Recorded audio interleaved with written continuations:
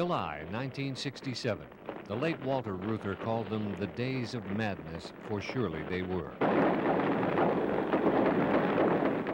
Federal troops controlled the streets, 43 people lay dead, and a once proud city was left choking on its broken promises to diversity. Others tried to analyze what had gone wrong, but Bill Cunningham already knew. Out of the smoke and the lingering shadows of insurrection walked one humble man with what must have seemed even to him to be an impossible dream. Father William Cunningham was a simple teacher of English at Sacred Heart Seminary when the buildings burned and the machine guns blazed on Linwood Avenue, just blocks from his quiet classroom. The bloody fury he witnessed on the streets tore at his very soul. He could not stand still and just watch his city die, so he put away his textbooks, followed his conscience, and began his inspired journey of commitment. Where others saw only despair, he saw promise. Where others saw only blight and decay, he saw rebirth. Where others saw only hopelessness, he saw hope. And less than 8 months after the final flames of the rebellion had been extinguished, Focus Hope was born. We weren't thinking of hope like a lot of people think of hope. Hopefully tomorrow it will be warmer. Hopefully I'll get this job. Hopefully this, hopefully that. Hope to us was a contract. It was a commitment. It was a covenant. In a discarded factory building on Oakman Avenue, Focus Hope began its monumental mission in modesty, opening a food distribution center where surplus government commodities were given to the poor in an atmosphere of dignity and personal worth. Within months, the hungry were being fed, and soon the naked would be clothed. It didn't take long. First hundreds, then thousands of people of goodwill joined the Pied Piper of justice and equality in his truly unique urban crusade. There would be little government help in those early years, but the messenger of Focus Hope was simply indefatigable. No one could hide from his perpetual Irish smile, his unrelenting good spirit, nor the focus of his passionate personal mission. We called the organization Focus Summer Hope. Can we do something about the summer of '68? When the summer passed fairly uneventfully, then we began to see that we had probably a more serious challenge.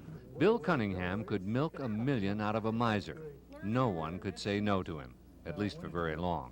If they did, they knew he'd be right back to work 'em over again, and the next time with an even more compelling argument.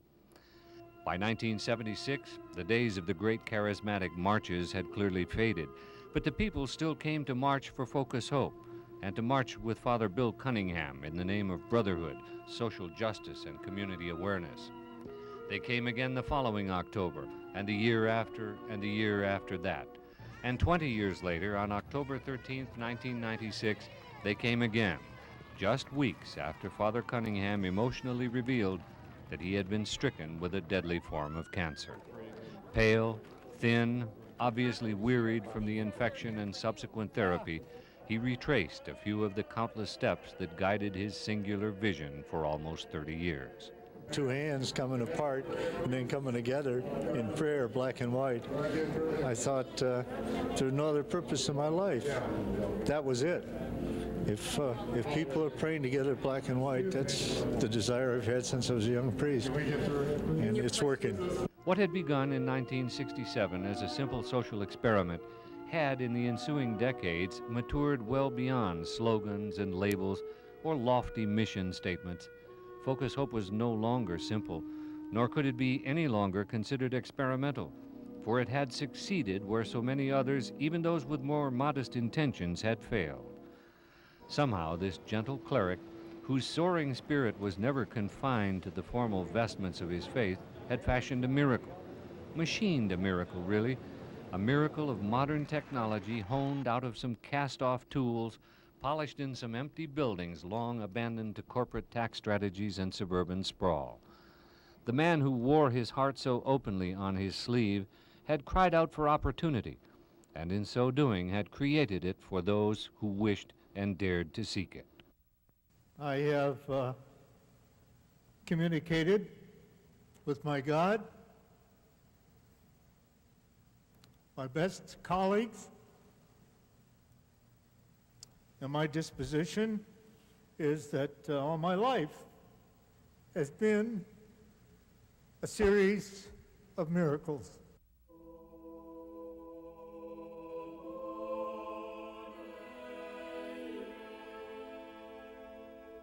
When this city that he loved so well completes its journey back to greatness, as it surely will, the citizens of the new Detroit will owe an unpayable debt to this uncommon champion of the people.